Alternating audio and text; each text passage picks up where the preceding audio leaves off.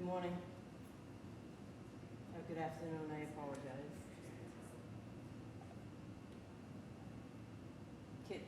Can everybody hear me okay? Yes. Yes. Yes. Yes. Yes. Okay. Chair Craven, can you please call the meeting to order? Okay, I hereby call today's meeting, August 4th, 2021, of the Public Facilities Commission to order. Thank you, Reed and knocks on the gavel. can't forget the gavel. Good afternoon, Commissioners. Just as a reminder, this meeting is being recorded and broadcast live pursuant to the open meeting law. Before we get started, I've asked Colleen Daly, the PFC Secretary, to take a roll call of the meeting participants. Clerk Daly, if you would please conduct the roll call. Thank you, Seamus. Please unmute your device and confirm your presence when I call your name. Beginning roll call with the Commission. Catherine Craven, Chair. Present. Larry Mamoli, Commissioner. Present. Seamus Highland, Assistant Corp Counsel. Present. Catherine Pendleton, Article Clerk.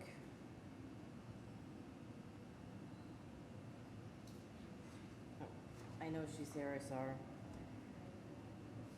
And with BTD, Charlotte Fleetwood, Senior Planner from BTD. Here. Thank you. Melissa Ryan, Project Manager, Planning and Permitting Department at ECOM. Present. I'll read for the record the remainder of the individuals who are in attendance but will not be presenting in today's meeting and do not need to unmute their device when I call your name. Henry Lutine, Corporation Counsel, Law Department. Patrick Hoey, Neighborhood Planning Director, BTD. Brian Valancourt, Manager, Planning and Permitting Department at ECOM. Catherine Klein, Attorney, KP Law. This concludes the roll call. Thank you. Thank you, Clerk Daly. This morning with the Boston Transportation Department, we have Charlotte Fleetwood, and she is Senior Planner with BTD, and also Melissa Ryan, who's a Project Manager with the Planning and Permitting Department at AECOM. BTD has one vote on the agenda before the PFC today.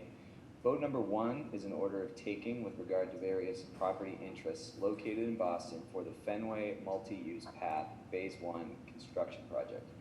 This concerns both a permanent easement and temporary easements. These easements are all fully detailed in the order of taking, which has been publicly posted with the city clerk, available on the city's website, and is part of the record for us today. Charlotte and Melissa, if you would please present your vote request. Thank you, Seamus. Before Charlotte speaks to you regarding the Fenway multi-use path and gives you an overview of the project, I just want to thank the commissioners and your staff for your attendance today and accommodating our schedule. The Public Facilities Commission, we've worked with you in the past, and we look forward to continuing our work with you.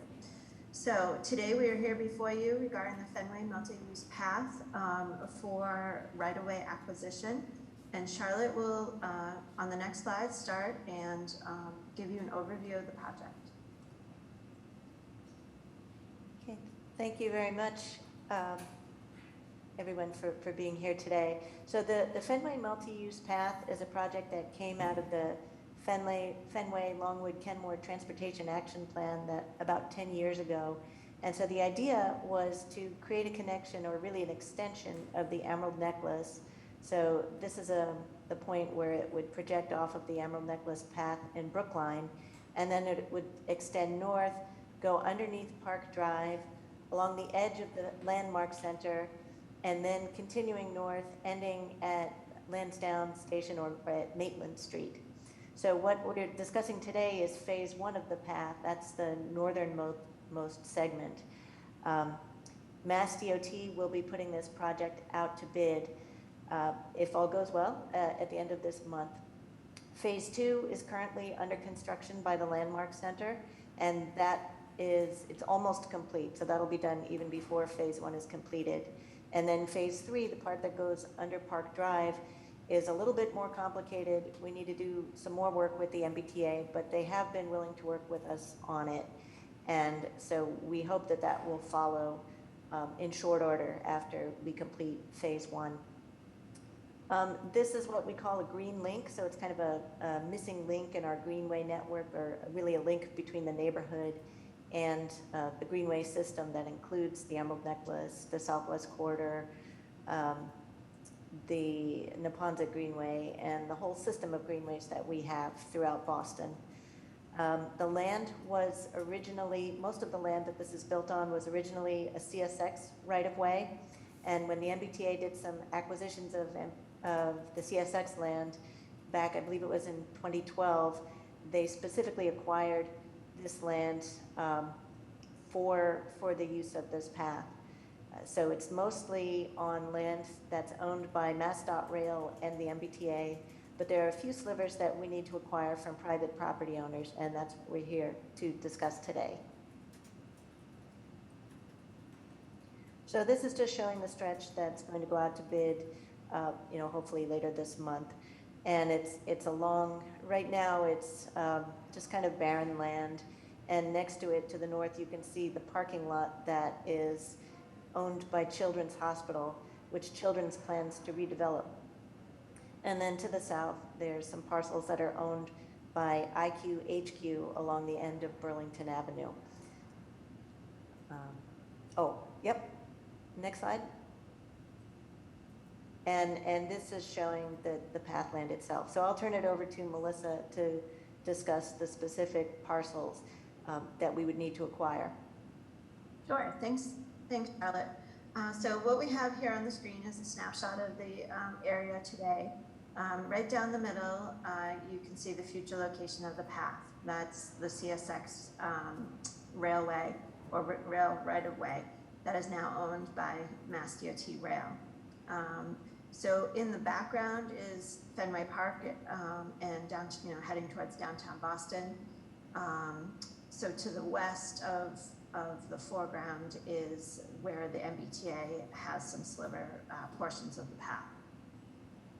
So as you saw in the aerial, Boston Children's Hospital parcel is to the left, the parking lot, and the IQHQ property, which is it's a real estate investment trust that owns that building right off to the right, is the other privately owned parcel that we are here before you today for the vote.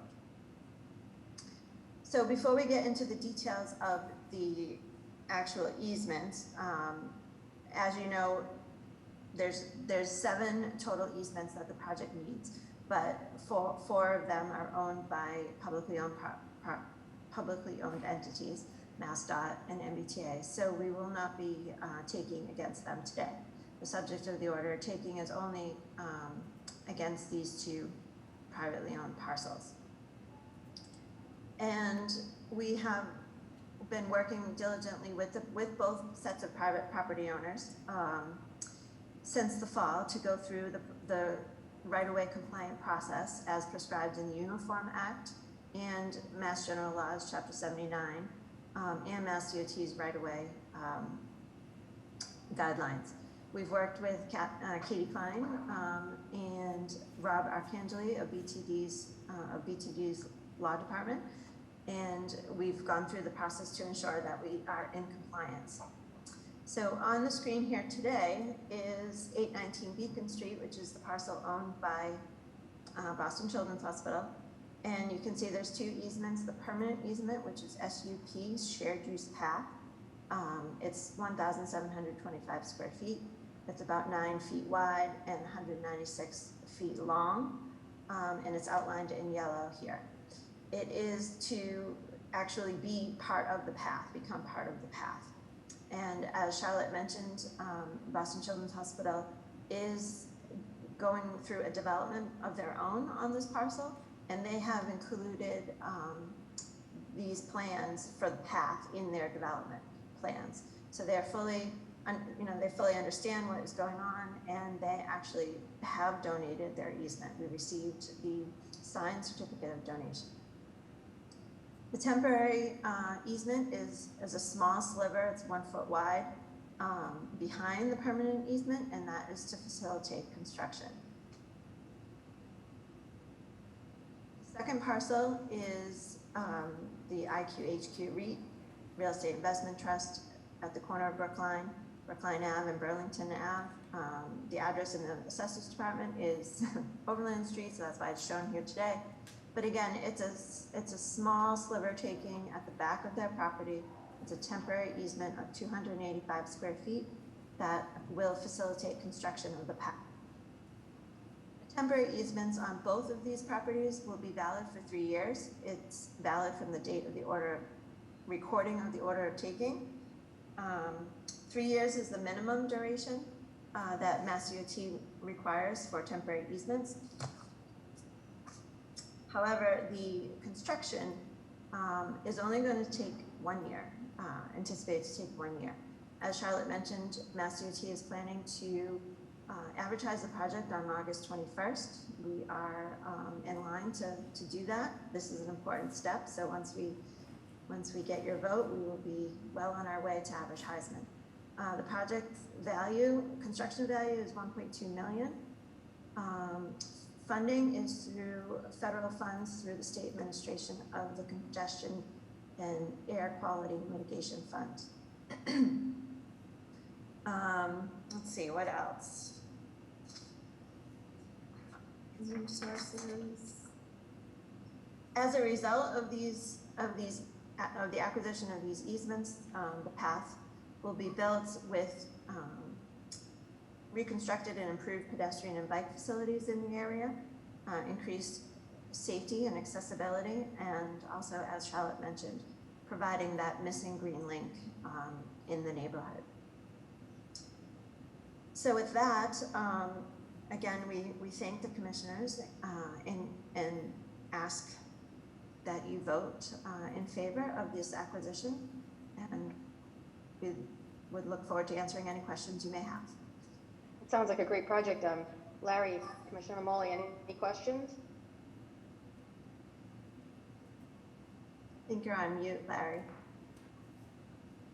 Sorry about that.